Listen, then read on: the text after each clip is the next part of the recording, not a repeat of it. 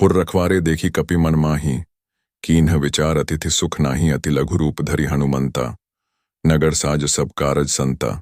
जब हनुमान जी ने लंका के द्वार पर पहरेदार राक्षसों को देखा तो उन्होंने मन में विचार किया कि अब कोई अतिथि सत्कार नहीं होगा, बल्कि अब तो सोच समझकर कार्य करना होगा।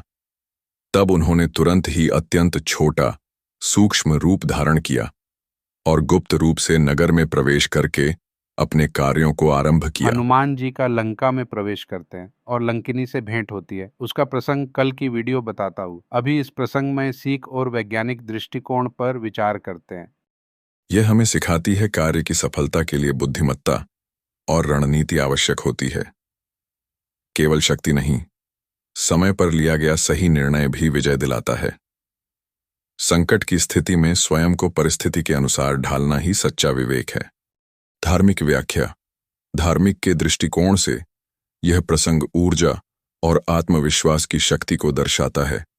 हनुमान जी का आत्मविश्वास और उनकी स्पष्ट दृष्टि श्री राम के प्रति निष्ठा एक सकारात्मक ऊर्जा उत्पन्न करती है, जो लंकिनी जैसे विरोधी तत्वों को प्रभावित करती है।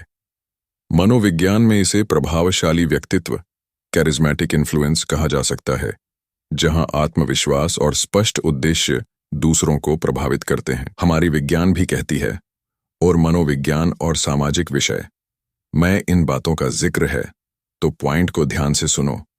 हनुमान जी का यह निर्णय दर्शाता है कि जब कोई व्यक्ति कठिन और संकटपूर्ण वातावरण में होता है तो उसे सीधे टकराने की बजाय अपनी रणनीति को परिस्थितियों के अनुसार बदलना चाहिए। बल प्रदर्शन के स्थान पर बुद्धिमत्ता और सूझबूझ से काम लेना अधिक प्रभावशाली होता है।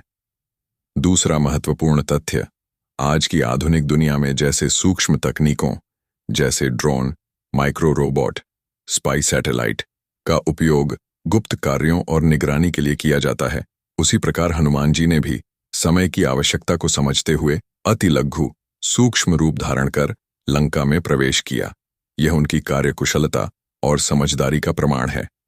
तीसरा महत्वपूर्ण तथ्य, भावनात्मक संतुलन, इमोशनल रेगुलेशन।